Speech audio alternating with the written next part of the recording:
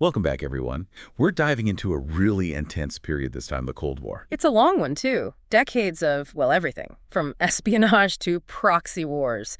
And it shaped so much of the world we live in today. So how do we even start to untangle this? I mean, where's the beginning? Well, we could go way back, but for our purposes, I think starting right after World War II is the best place. You know, this moment of supposed peace and rebuilding. Okay, 1945. Yeah. First start, right? Not quite. What do you mean?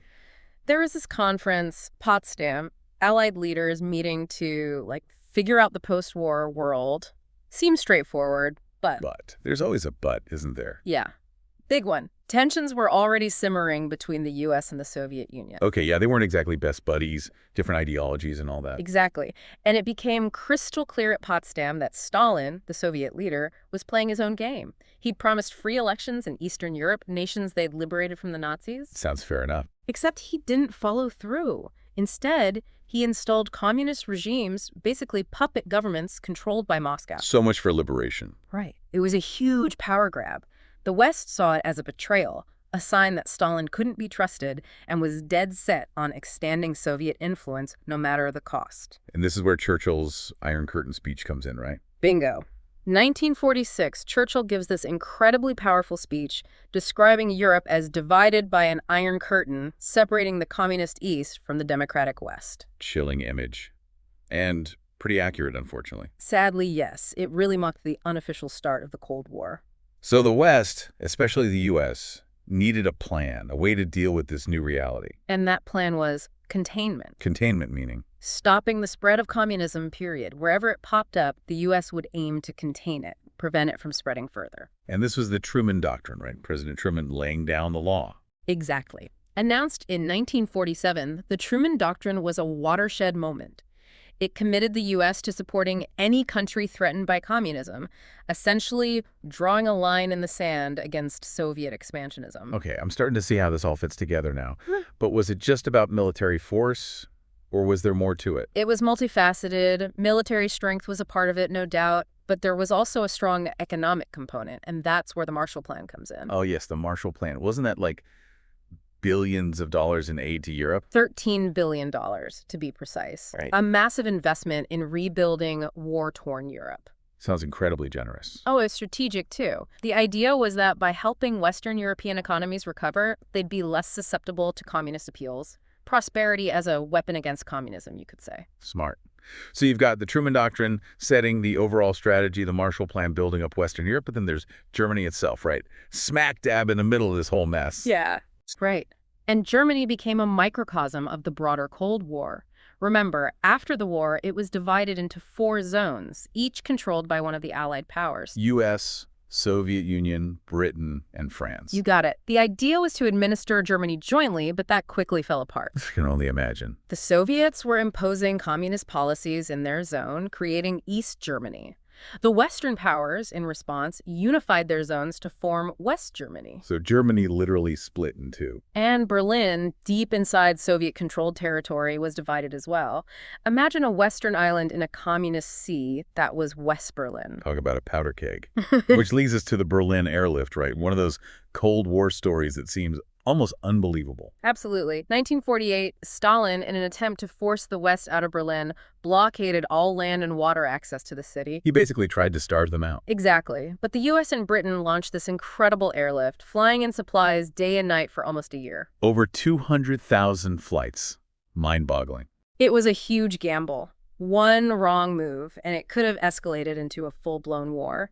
But Stalin backed down, and the blockade was lifted. A major victory for the West. Symbolically, for sure. It showed the lengths to which the U.S. was willing to go to protect its interests and its allies. And this all feeds into the creation of NATO in 1949, right? The North Atlantic Treaty Organization. Yeah, this was huge. The U.S., Canada, and 10 Western European nations formed a collective defense pact, agreeing that an attack on one was an attack on all. So a united front against Soviet aggression. Exactly. It was a clear message to the Soviets that the West was drawing a line. And of course, they responded in kind a few years later with the Warsaw Pact, their own military alliance with Eastern European satellite states. 2 armed camps facing each other. The Cold War was truly global by then. And that's where we'll pick up next time, exploring how these dynamics played out beyond Europe. So we've talked about Europe, but the Cold War, It really went global. Right. The U.S. was determined to contain communism wherever it popped up.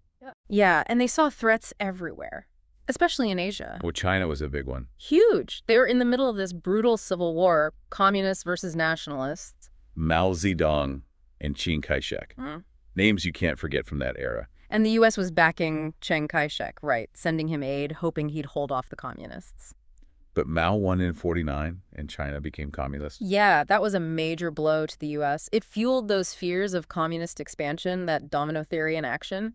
If one country falls, the rest will follow. Speaking of dominoes, Korea is a prime example of how those fears shaped U.S. policy. Oh, absolutely. Korea divided after World War II, right? Communist North, backed by the Soviets, and a U.S.-supported South. Split right down the middle of the 38th parallel. A recipe for disaster, and in 1950, boom, North Korea invades the South. And the U.S. jumped right in. Couldn't let that domino fall. They saw Korea as crucial to preventing the spread of communism throughout Asia. So Korea became a proxy war, U.S. versus the Soviet Union, but not directly. Exactly. Both sides poured resources into the conflict, but avoided a direct confrontation. It was brutal, though. Millions of casualties. And it ended in a stalemate, basically. An armistice in 53, but no real peace treaty. Technically, those two Koreas are still at war. It's crazy to think about.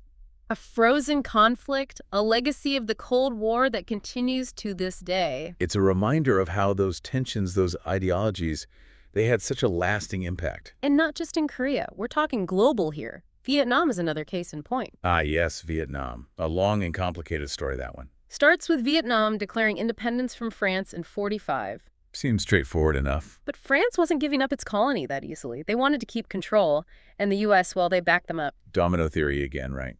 Can't let Vietnam go communist. Exactly.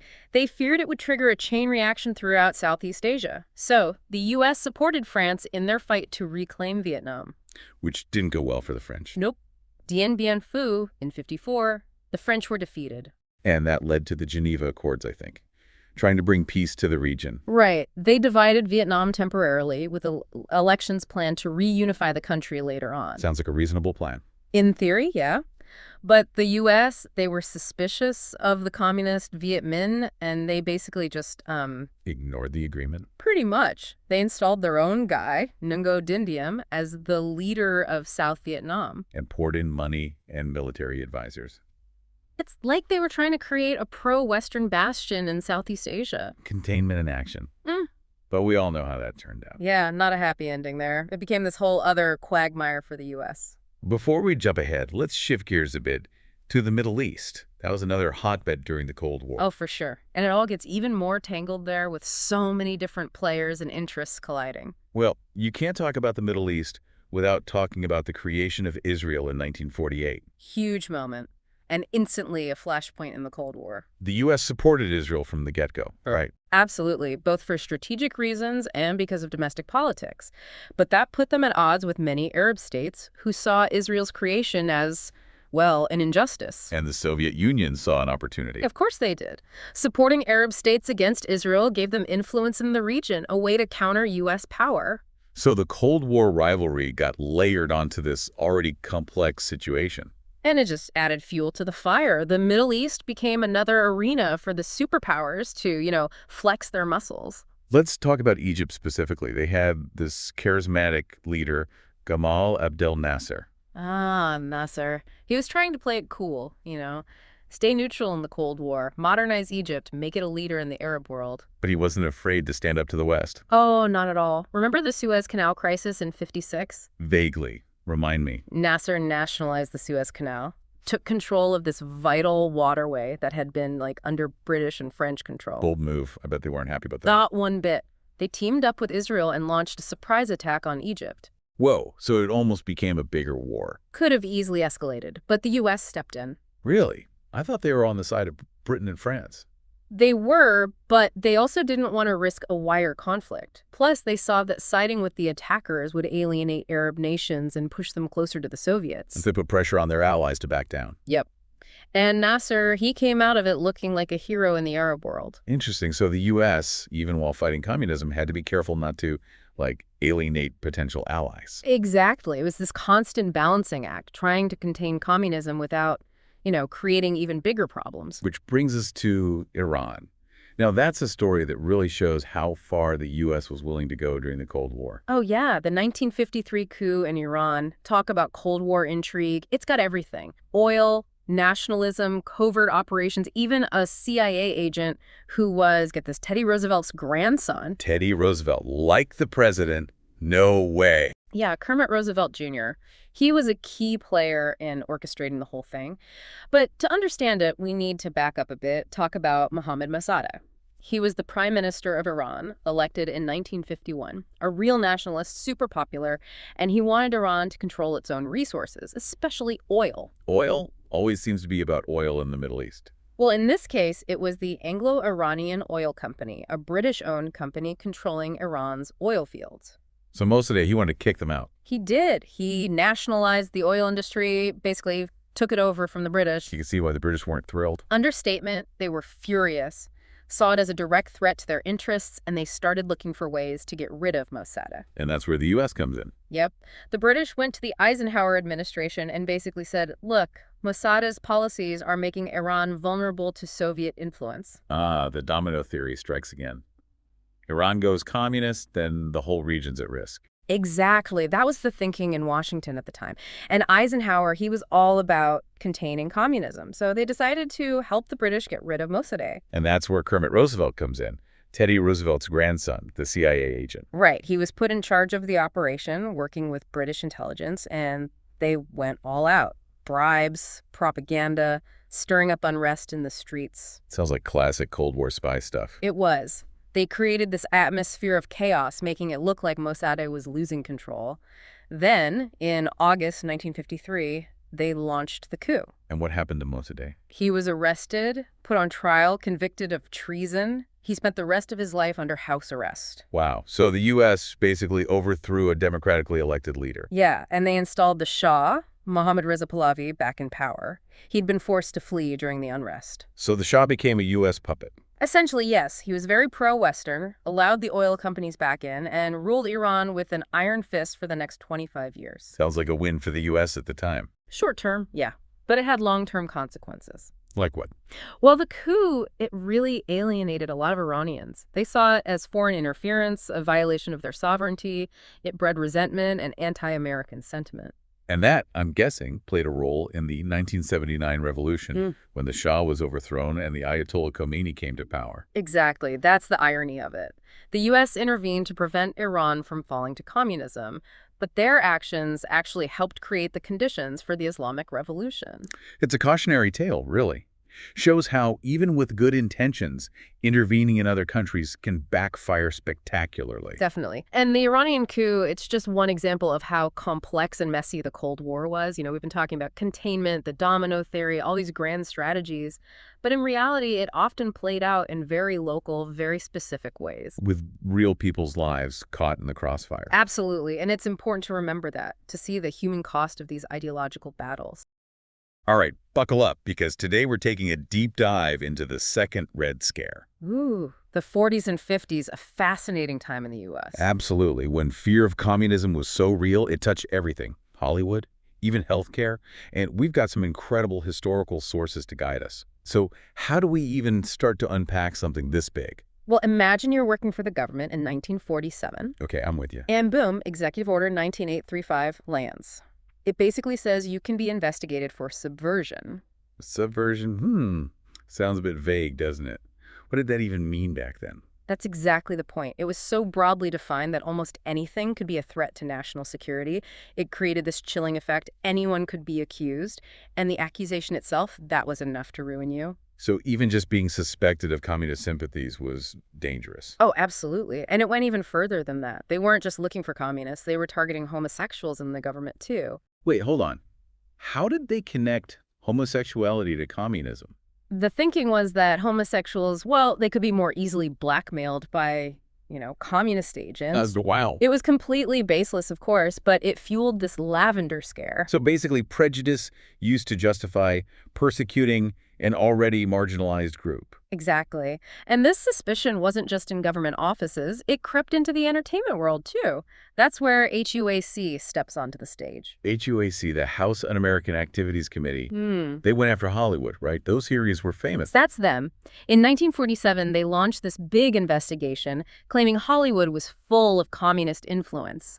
It led to a showdown, the case of the Hollywood 10. The Hollywood 10, I've read about them. Weren't they filmmakers who refused to cooperate? Spot on. They saw it as an attack on free speech, artistic expression, refused to name names, testify about their beliefs, ended up being held in contempt of Congress, even went to prison. Wow, that's standing up for your principles. They became symbols of resistance. But there was a price. It led to that infamous Hollywood blacklist. Hundreds denied work because of accusations, often with little evidence of communist sympathies. That's just tragic. All that talent, all those stories, silenced by fear. A stark reminder of how fragile freedom of expression can be when fear takes over. And as if the Hollywood hearings weren't enough, there were those high-profile spy trials that gripped the nation. You mean cases like Alger Hiss and Julius and Ethel Rosenberg? Exactly. These trials captured the public's imagination and intensified that feeling of communist infiltration as a real threat. The Hiss case, that was in 48, right? Yeah. A former State Department official accused of spying for the Soviets. He was convicted of perjury in the end. And the Rosenbergs, that was even more intense. Oh, absolutely. Accused of conspiracy, passing atomic secrets. Convicted in 51 and executed in 53. Executed. That's a heavy sentence. It was, and it's still a controversial case. But regardless of their guilt or innocence, it sent a message: the stakes were high. Anyone suspected, even with loose ties, could face the worst. So you have these government investigations, the Hollywood drama, these high-profile trials, Yeah. all feeding this atmosphere of fear and paranoia. Yeah. And then comes the figure who embodies this era, Senator Joseph McCarthy. Ah, yes, McCarthy. He took this Red Scare and amplified it. Used his position in the Senate to launch these relentless attacks, accusing people left and right of being communists, often with no real proof. So throwing around accusations, ruining reputations for political gain. You got it. His televised hearings became spectacles. He'd hammer away at people, demanding confessions, names, a classic witch hunt. And that's where we get the term McCarthyism, right? That reckless, unfounded accusation, often for political gain. Exactly. And his influence, it was far-reaching. It wasn't just Washington, D.C. states started their own Un-American Activities Committees, copying HUAC. So this Red Scare hysteria spread nationwide. It did. It went beyond government, too. Teachers, pharmacists, all kinds of professionals had to take loyalty oaths, pledging allegiance, denouncing communism. The level of fear back then is almost unimaginable. It was a time of immense pressure to conform, to avoid anything that could be seen as even slightly leftist, subversive. And that fear, it had a profound impact, shaping everything: politics, culture, everyday life. Okay, so anti-communism was this powerful force, but was it always about genuine threats? Or was there something else at play? Now, that's the interesting part. Anti-communism became this tool used to advance all sorts of agendas. Some had little to do with actual communist threats. Now I'm intrigued. Give me an example. Take J. Edgar Hoover, the FBI director. He used this fear to justify expanding the FBI's power, their surveillance, saw threats everywhere, built the FBI into this massive domestic intelligence agency. Using fear to consolidate his own power. Precisely. And it wasn't just him. Critics of the New Deal, those social welfare programs from the Depression, they used anti-communism to attack Roosevelt's legacy, argued that things like Social Security were steps towards socialism. So turning back the clock on social progress by linking it to this communist bogeyman. Exactly. And it didn't stop there. White supremacists in the South used anti-communism against the emerging civil rights movement. Whoa, hold on. How did they connect civil rights to communism? They claimed it was all a communist plot, you see, to destabilize the country, undermine racial order. They used this fear to justify their resistance to integration to keep segregation alive. It's amazing how they twisted the fight for racial equality into a communist conspiracy. It shows how easily fear can be manipulated to serve discriminatory purposes. And it wasn't just race. Anti-communism was used to attack feminism, homosexuality, anything seen as a threat to those traditional values, all linked to communist subversion somehow. It's like lumping all these diverse movements and ideas together, slapping a communist label on them to discredit them. A very effective tactic. It tapped into this deep-seated fear that communism was this insidious force, ready to destroy everything America stood for. And that brings us to the Cultural Cold War. Now, this is where things get really interesting. Tell me more about this cultural Cold War. It was a battle for hearts and minds. The U.S. trying to promote its values globally against the Soviet Union. It played out everywhere: art, literature, music, film. So Hollywood is under investigation for communist influence, but also being used to fight communism. That's ironic. Exactly. They were encouraged to make films promoting American values, demonizing communism, but at the same time, there was pressure to censor anything deemed subversive, even if it had nothing to do with communism. So promoting American values while censoring anything that might challenge those values. Mixed messages much. It was, and there was even pressure to remove references to racism from films. Hurt America's image abroad. So they were censoring films to hide America's own racial problems. It shows how ideology can sometimes distort reality, especially when there's a sense of crisis. So focused on winning the propaganda war that they were willing to twist the truth about themselves. And that leads us to the concept of militant liberty. Militant liberty, what's that all about? It's the idea that America had to be aggressive in defending freedom against totalitarianism, not just protecting democracy at home, but spreading those values, confronting communism everywhere. So freedom wasn't just something to be enjoyed, it was something to be fought for, even imposed. Exactly. And this idea wasn't just in foreign policy, it impacted domestic policy too. Like how? The American Medical Association's fight against national health insurance is a good example. They called it socialized medicine, tying it to communism, saying it would destroy American freedom and initiative. Using the fear of communism to oppose something many see as a basic right. Shows how powerful that fear was. It seems like this fear was so pervasive, it was used to justify all sorts of things, even those that went against American values. And that's key to understanding this era. The fear of communism was so powerful that it was used to justify almost anything, even when it contradicted American ideals. It's wild, isn't it? How this intense fear of communism was happening at the same time as this rise of human rights advocacy. Seems kind of contradictory. It totally does. How could a country so focused on rooting out enemies at home be championing human rights on a global stage? It's a fascinating paradox. Remember the Universal Declaration of Human Rights? Adopted by the UN in 1948, Eleanor Roosevelt was a driving force behind it. Yeah, I've heard of it, but to be honest, I don't know the details that well. The key thing is it went beyond just basic freedoms, like speech or religion. It included social and economic rights, too. Housing, education, healthcare, even a decent standard of living. Seriously. Yeah. They were talking about things like universal health care way back then. They were, and this is where it gets really interesting. Including these social and economic rights, that became a point of friction during the Cold War. The Soviets and their allies loved it, but the U.S., well, they were hesitant, worried it was too close to, socialism. Ah, I see. So the U.S. was promoting human rights globally, but reluctant to fully embrace them at home because of this fear of communism. A bit hypocritical, wouldn't you say? It really highlights the contradictions of the Cold War. The U.S. pushing human rights abroad while wrestling with its own civil rights battles at home. Right. All this was happening as the civil rights movement was gaining momentum. Exactly. 1948, Truman desegregated the military, a huge step. And that same year, the Presidential Committee on Civil Rights, they released To Secure These Rights, advocating for equal rights for everyone, regardless of race. But those efforts faced some serious opposition, especially in the South, right? Oh, absolutely. Truman's push for civil rights caused a rift in his own party.